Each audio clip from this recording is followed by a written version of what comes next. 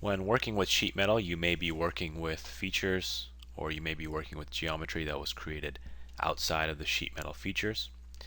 And for these instances, you can use several options within the sheet metal tools to convert over the geometry. There's the convert to sheet metal, as well as a combination of the rip and insert bends that you can use. I'll go ahead and start with the convert to sheet metal. And this first parameter that it's going to bring me into is to choose my fixed face. In this case, I'll go ahead and choose the top. And then if you already have bends built in, you can say collect all bends and it'll pick them up. In this case, we have all sharp corners, so we'd have to select out these bend edges ourselves.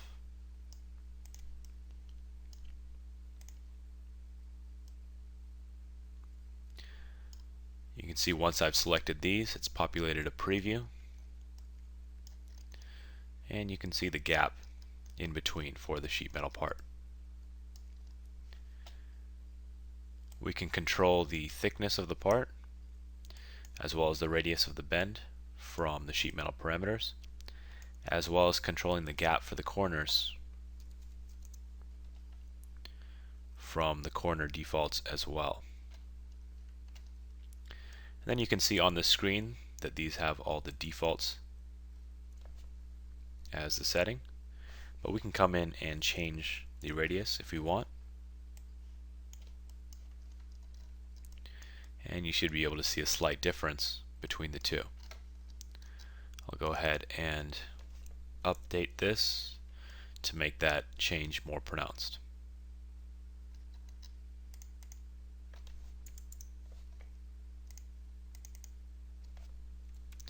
And I'll go ahead and go back to that default radius. Lastly, if I want, I can also use the bottom surface, and that's going to create an edge flange off of this face all the way to the other side. I could also split this up into two entities as well by adding a rip sketch. So I'll go ahead and just create a sketch across this bottom face. Now if I go back into the convert to sheet metal and create those same selections,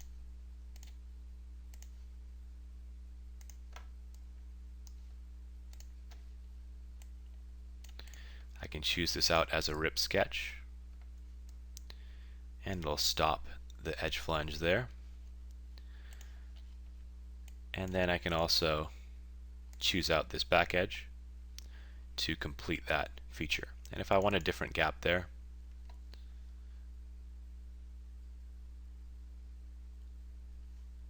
I can change this as well.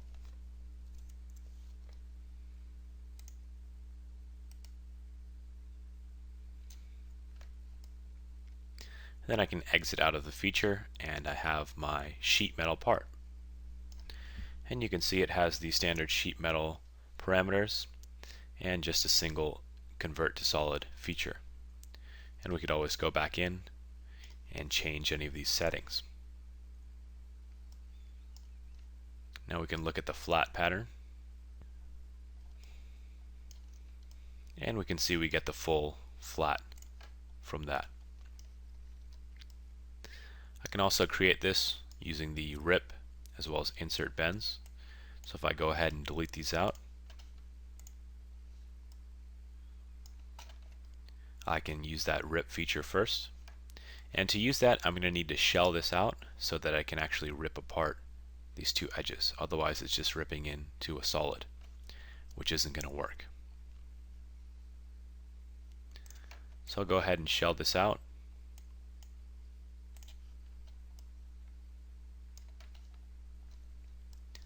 And then I can come in and rip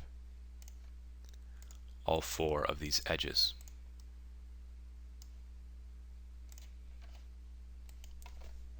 And I can set the gap to whatever I like.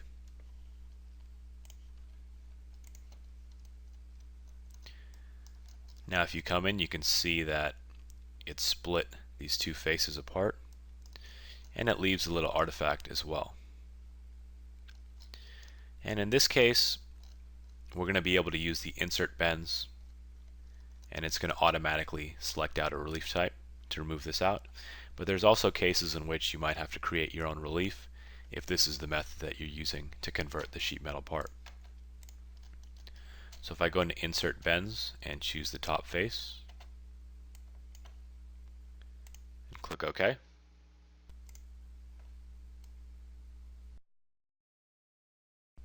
we got an error message, or rather an update message telling us that it had created an auto relief for us. You may have also noticed in the Insert Bends command that we had the option of adding the rips directly in while we did the insert bends. If you look at these two features, you can see that they're quite limited. You can't go back in and choose a separate face. And so this is just a separate way of doing this to the convert to sheet metal. In this case, the convert to sheet metal generally works better, but there are several instances, and we'll go over a few, that the rip works better. Lastly, if I did want to close out the bottom, I could just create an edge flange, come in this selection box, and select a face to be parallel with. And then I could edit the flange profile if I want, or just exit out of this.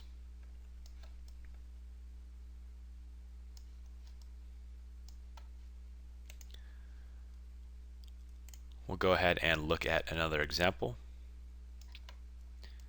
And in this case, we're going to have this top face be our fixed face. We're going to remove out this face and just have these two remaining as flanges. So once again, we'll look at the convert to sheet metal first.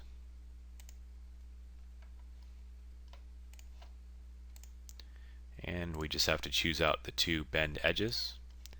And if we leave the other two sets of faces unselected, it'll automatically create the geometry that we're looking for.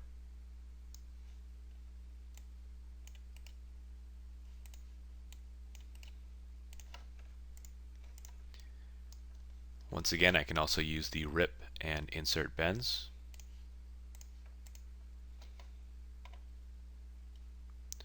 So I'll go ahead and shell this out and remove out these two faces. Then I can go ahead and rip this edge.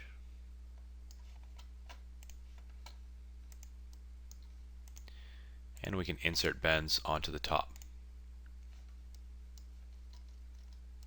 But in this case, we're left with this artifact and an issue with the flattened bends.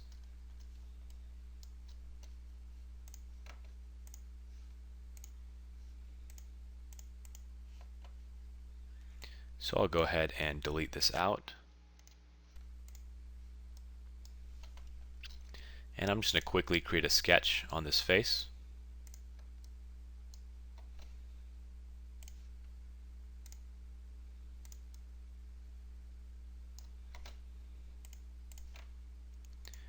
And I'm going to use it to create a revolved cut.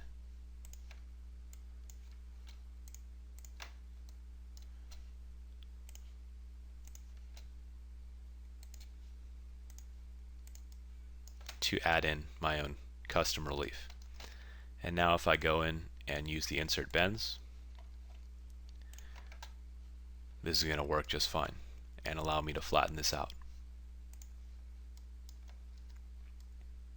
So in both cases, the convert to sheet metal probably looked a lot more convenient, but as you work with your sheet metal designs, you'll notice whether or not you want to do these things manually or do it through the convert to sheet metal. In certain cases, you'll want SOLIDWORKS to somewhat stay out of the way, and in those cases, using rip and insert bends, as well as your own custom reliefs, may be a better option. The next part I'll look at is this bracket, and once again I'll just quickly run through the motions of the convert to sheet metal.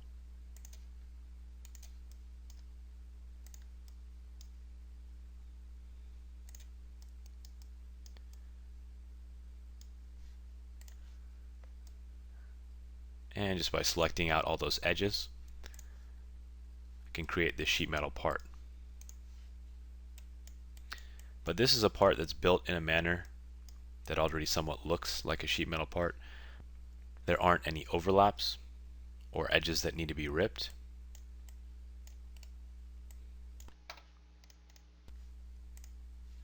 So in this case, if you were to use insert bends and simply select this face,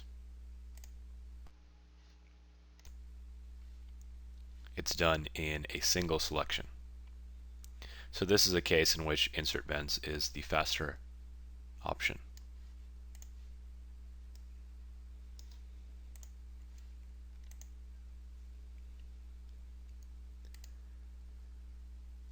You might run into issues where you have imported geometry and you want to use sheet metal features with this geometry. In this case, the insert bends isn't going to be useful for this complex of a geometry, but since this came from another program and was already set up with sheet metal features, the Convert to Sheet Metal tool pretty quickly figures out what we're trying to create. In this case, I have radiuses at each bend, so I'm going to choose to collect all bends and just press OK. And you'll see it immediately converts over the entire part. As long as the geometry is suitable for the SOLIDWORKS sheet metal tools, it'll generally be able to figure out each and every one of these pieces of geometry.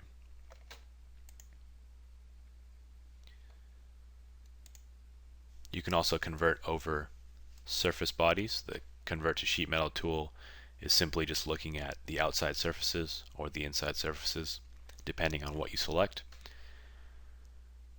And so once again, if we were to do this with the Collect All Bends, it'll simply allow us to convert this over. With this option, or using surfaces, you won't be able to use the Insert Bends option, as it requires solid geometry.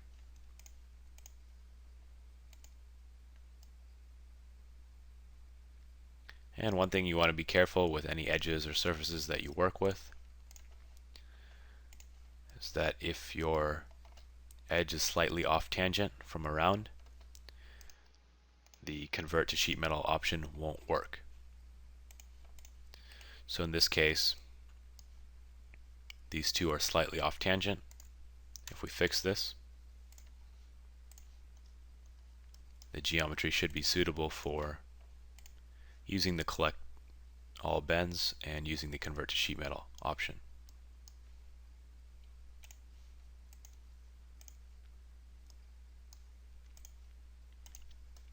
So that's how you use the Convert to Sheet Metal, as well as the Rip and Insert Bends.